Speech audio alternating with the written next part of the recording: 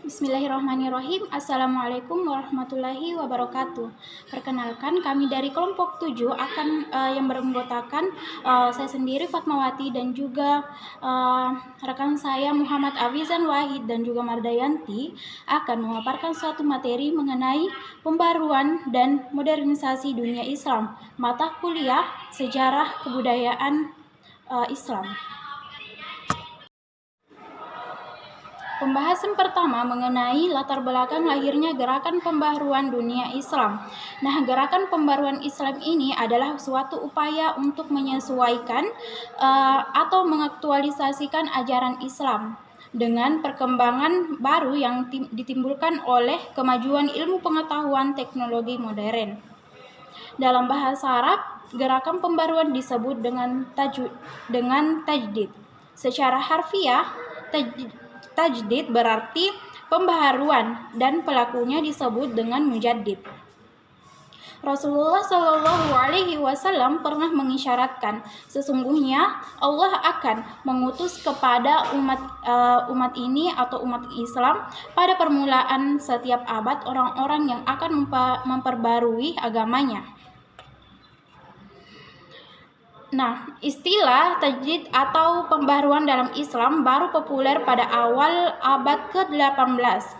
Pembaruan dalam Islam bukan berarti mengubah, mengurangi atau menambahi Al-Quran maupun hadis, melainkan hanya menyesuaikan pemahaman atau keduanya dalam menjawab tantangan zaman yang senantiasa berubah.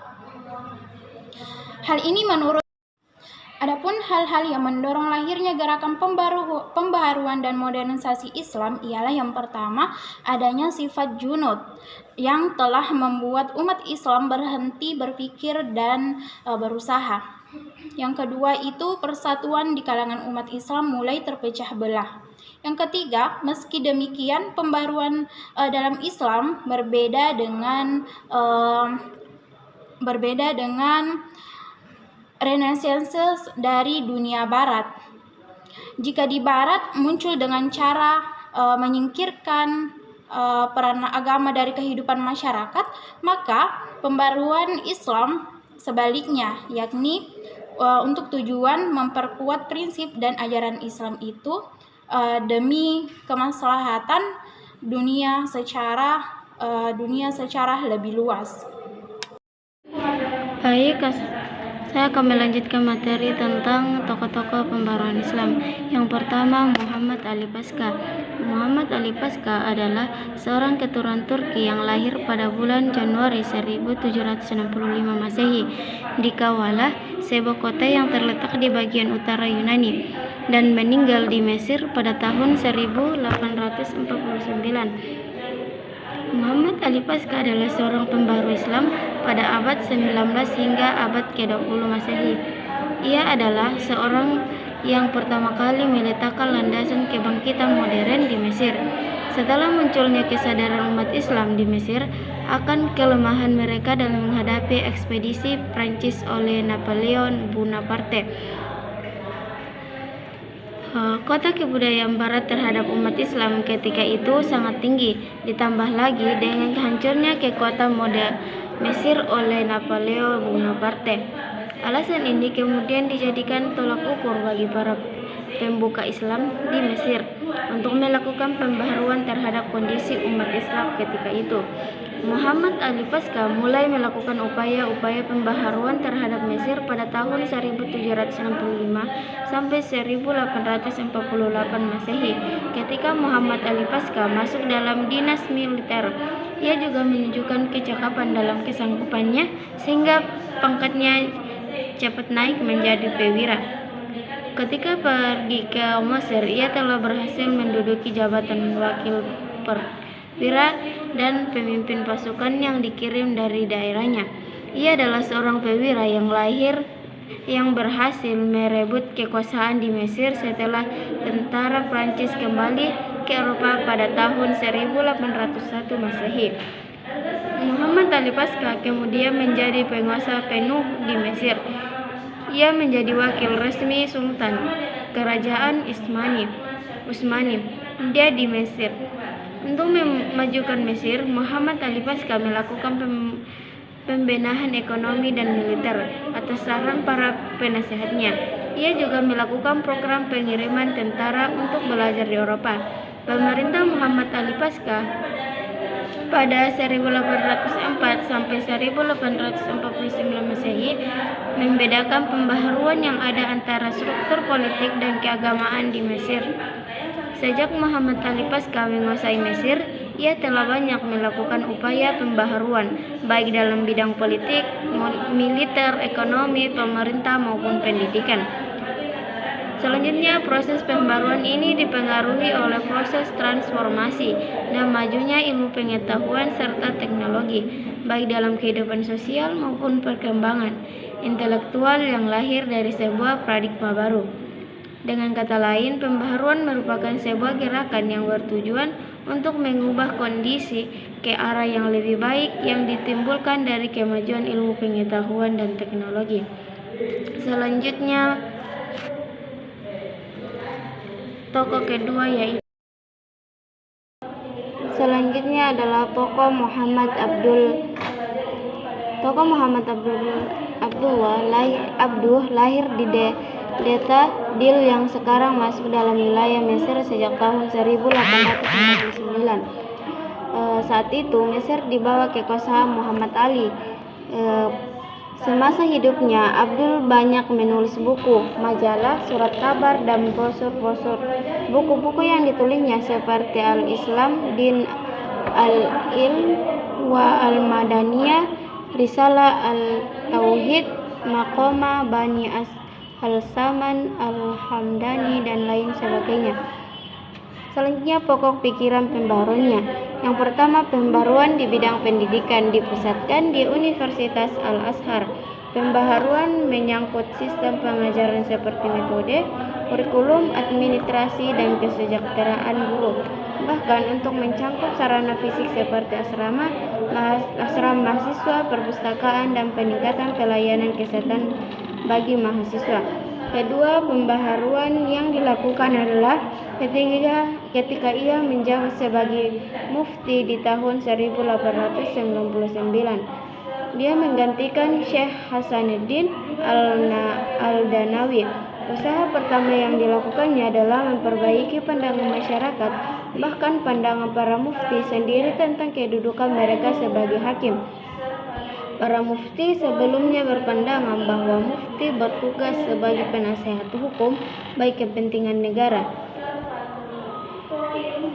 Di luar itu, seakan mereka melepaskan diri dari masyarakat umum yang mencari kepastian hukum. Namun bagi Abdul, seseorang mufti bukan hanya bekerja pada negara, tetapi juga pada masyarakat luas. Dengan demikian, kehadiran Muhammad Abduh tidak hanya dibutuhkan oleh negara, tapi juga dibutuhkan oleh masyarakat luas. Pembaharuan yang ketiga yang dilakukannya adalah dengan mendirikan organisasi sosial yang bernama Al-Jami'at Al-Khairiyah Al-Islamiyah pada tahun 1892. Organisasi ini bertujuan menyantuni fakir miskin dan anak-anak dari keluarga yang tidak mampu. Selain itu, lembaga wakaf juga merupakan salah satu institusi yang tidak luput dari perhatiannya, sehingga ia membentuk majelis administrasi wakaf dan berhasil memperbaiki perangkat masjid. Itulah tadi materi yang saya bawakan. Selanjutnya kembalikan pada moderator. Bismillahirrahmanirrahim. Assalamualaikum warahmatullahi wabarakatuh. Perkenalkan, nama saya Muhammad Hafizan Wahid, kelas PAI 33 dari kelompok 7 mata pelajaran pembelajaran SKI. Pada kesempatan kali ini saya akan memaparkan tentang dua dari tokoh pembaruan dunia Islam. Yang pertama itu ada Muhammad Iqbal, yaitu Muhammad Iqbal itu lahir di Sialkot, Punjabi, India pada tanggal 9 November 1877. Ia juga dikenal dengan nama Allama Iqbal. Nah, pendidikan pertama yang diperoleh dari Iqbal ini adalah dari ayahnya sendiri, dengan belajar Al-Quran sekaligus menghafalnya. Kemudian ia melanjutkannya dengan sekolah pertamanya di The Scottish Mission College di kampung halamannya di Salford. Guru-gurunya selalu memberikan dorongan bagi kemajuan Iqbal yang sangat tertarik pada sastra dan agama. Nah, adapun 3 buah gagasan Iqbal sebagai kontribusinya dalam gerakan pembaharuan Islam modern antara lain pan-Islamisme, yaitu obsesi Iqbal mengenai terbentuknya negara tersendiri bagi komunitas muslim tidaklah bertentangan dengan paham pan-Islamisme.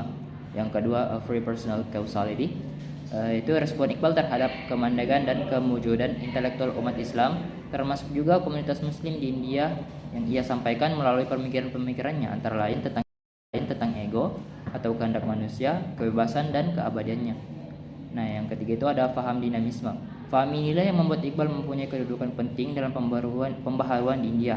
Nah, terak Iqbal dengan paham dinamikanya ini amat tepat dilihat dari sudut keminoritasan komunitas muslim di tengah-tengah komunitas Hindu yang mayoritas. Karena dengan meningkat semangat dinamisasi ke dalam komunitas muslim menyebabkan mereka dapat tampil dengan eksistensinya secara penuh. Nah, yang terakhir ada Jamaluddin Al-Afghani. Nah, Jamaluddin Al-Afghani lahir di Asadabad dekat Kanar di distrik Kabul, Afghanistan pada tahun 1839 dan meninggal di Istanbul pada tahun 1897. Al-Afghani berpendapat bahwa kemunduran umat Islam disebabkan antara lain karena umat telah meninggalkan ajaran-ajaran Islam yang sebenarnya. Ajaran qada dan qadar telah berubah menjadi ajaran fatalisme yang menjadikan umat menjadi statis. Sebab-sebab lain lagi adalah perpecahan di kalangan umat Islam sendiri, lemahnya persaudaraan antara umat Islam dan lain-lain. Untuk mengatasi semua hal itu antara lain menurut pendapatnya ialah umat Islam harus kembali kepada ajaran Islam yang benar, mensucikan hati, memuliakan akhlak dan berkorban untuk kepentingan umat. Pemerintah autokratis harus diubah menjadi demokratis dan persatuan umat Islam harus diwujudkan sehingga umat akan maju sesuai dengan tuntutan zaman. Nah, yang terakhir, ia juga menganjurkan umat Islam untuk mengembangkan pendidikan secara umum, yang artinya tujuan akhirnya itu untuk memperkuat dunia Islam secara politis untuk menghadapi dominasi dari dunia Barat. Ia berpendapat tidak ada sesuatu dalam ajaran Islam yang tidak sesuai dengan akal ataupun dari ilmu pengetahuan, atau dengan kata lain, Islam tidak bertentangan dengan ilmu pengetahuan. Mungkin cukup sekian yang bisa saya sampaikan. Wabillahi taufiq wal hidayah. Assalamualaikum warahmatullahi wabarakatuh.